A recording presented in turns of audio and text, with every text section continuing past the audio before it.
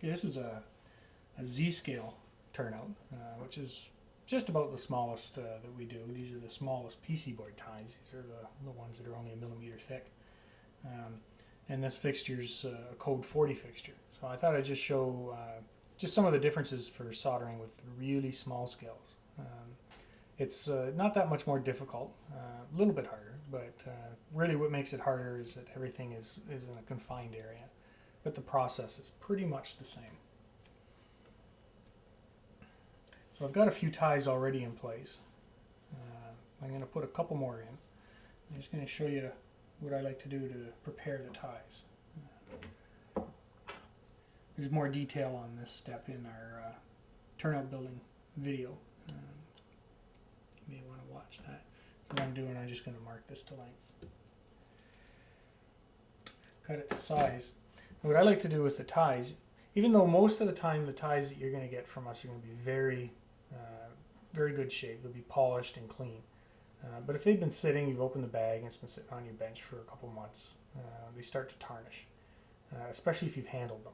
The oils in your hand can actually leave corrosion marks on the tie. So I like to just take a file, a big file, and while I hold it flat in my fingers, just run the file across it like that. You can see that's really polishes up that surface. It's kind of hard to get the camera to focus on it here. But what that's done, it's knocked all the corrosion off the surface.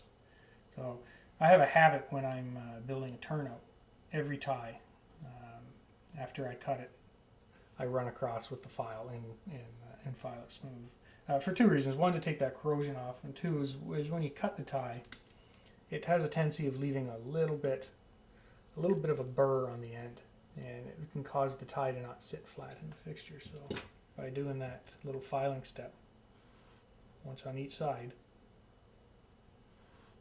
make sure that the tie is nice and flat. But anyways, I'm getting off topic here for soldering. It's a little bit long. So like I mentioned, soldering the smaller ones, it's about the same skill set involved, but it's because everything's smaller. I mean, you can see how small those ties are compared to my fingers. They're pretty tiny. And in Z-scale, we've actually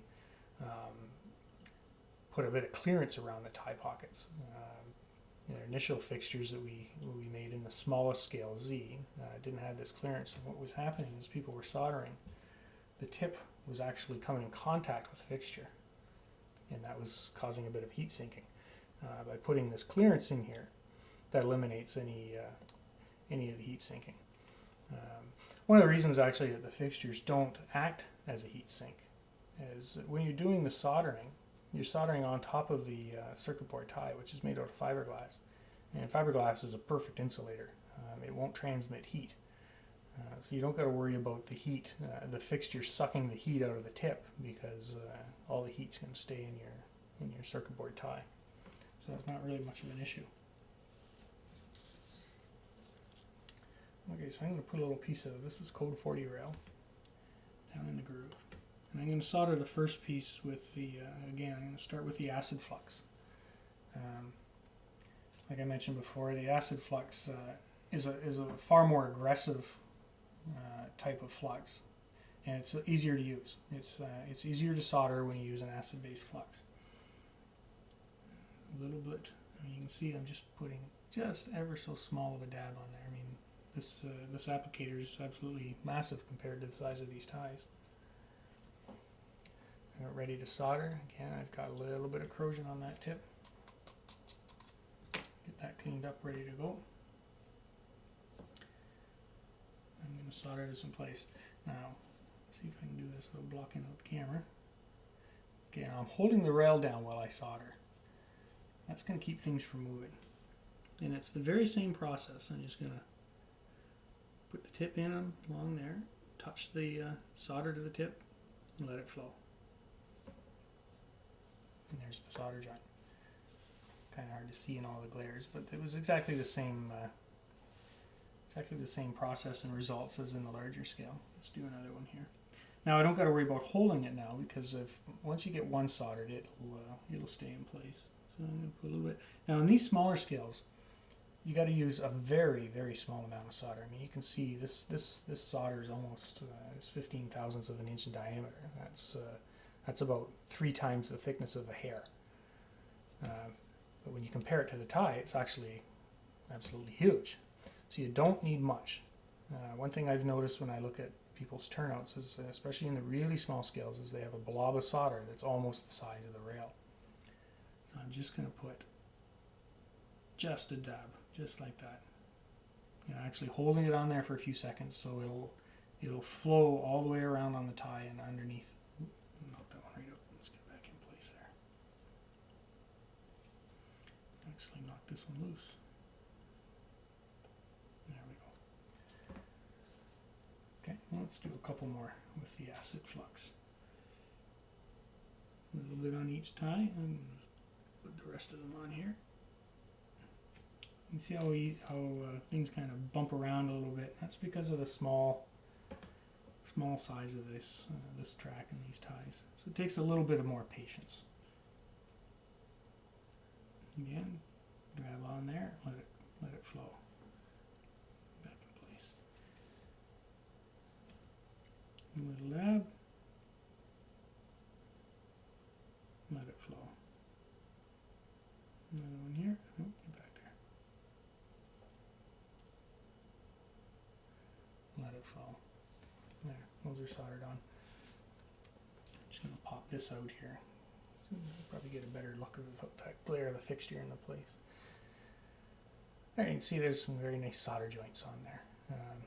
It looks like there's a lot of solder, but when you paint this turnout, when you paint this track, that's going to pretty much disappear.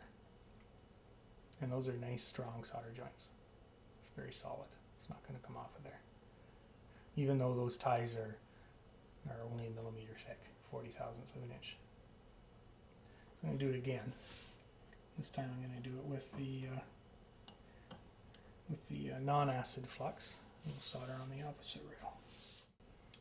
This time I'm going to go back to the Super Safe gel flux. Add a little bit on there. I'm trying to get as little as possible on that applicator so I don't gush it all over. I've been told that the trick to using this flux is to not use too much of it. Because it's a liquid, you use too much, and it actually is going to cool the tip of the iron. So you want just enough for it to do the job. Clean my tip off a bit there. Again, I'm holding the rail down. This ought to be interesting. There we go. Try like that. There we go.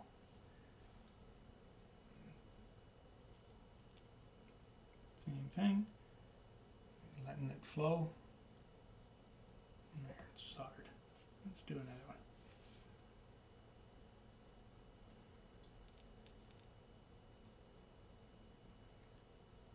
Holding it. It takes a little longer. I'm actually leaving it on in place for a few seconds longer than normal. And I noticed with this flux is you don't get, because it's not as aggressive, you don't get the nice wicking that you do with the acid-based flux. And by wicking I mean where the melted solder will flow actually underneath the tie. Or underneath the rail onto the other side of the tie. So you have to kind of go back and solder both sides, which is fine. You can do it that way as well.